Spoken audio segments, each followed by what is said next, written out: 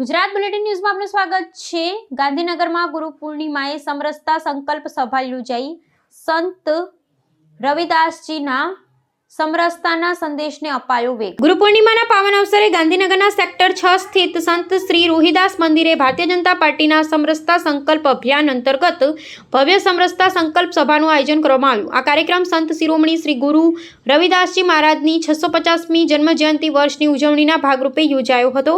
કાર્યક્રમમાં ઉપસ્થિત જગદીશભાઈ વિશ્વકર્માએ સંતો મહંતોના આશીર્વાદ મેળવી જણાવ્યું કે સંત રવિદાસજી મહારાજ સમગ્ર સમાજ માટે સમાનતા, માનવતા અને કર્મ પ્રધાન જીવનના પ્રખર પ્રણેતા રહ્યા છે। તેમણે આપેલો સંદેશ આજે પણ સમગ્ર માનવ સમાજ માટે પ્રેરણારૂપ છે। આ પ્રસંગે જગદીશભાઈ વિશ્વકર્માનું 11,000 નોટબુકથી સ્વાગત કરવામાં આવ્યું હતું। આ તમામ નોટબુકનું વિતરણ સ્થાનિક જરૂરિયાતમંદ બાળકોમાં કરાવવામાં આવશે।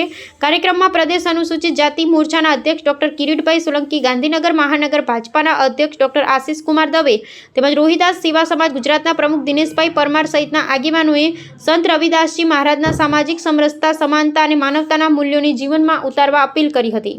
સંત શિરોમણી શ્રી ગુરુ રવિદાસ મહારાજનું આ સ્થાન આપણા સૌના માટે એક આસ્થાનું સ્થાન છે અને આજે ગુરુ પૂર્ણિમાના દિવસે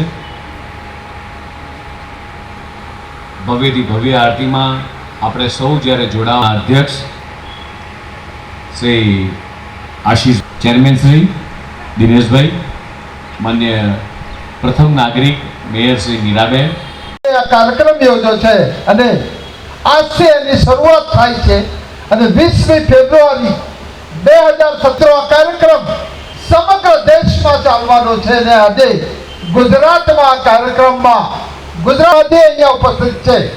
અહીંયા ઉપસ્થિત ગાંધીનગર મહાનગરના જે પ્રથમ નાગ પ્રાંગણમાં અનેક મહાનુભાવો ઉપસ્થિત છે, મીડિયાના મિત્રો ઉપસ્થિત છે, ત્યારે હું આજે આપ સૌનું સ્વાગત કરું છું। અને મિત્રો, મને ખરેખર ગૌરવ છે ગાતા હતા ને ત્યારથી મારા બચપનથી મને સંત શિરોમણી રવિદાસજી પ્રત્યે અથાગ સભ્યાઓ રહે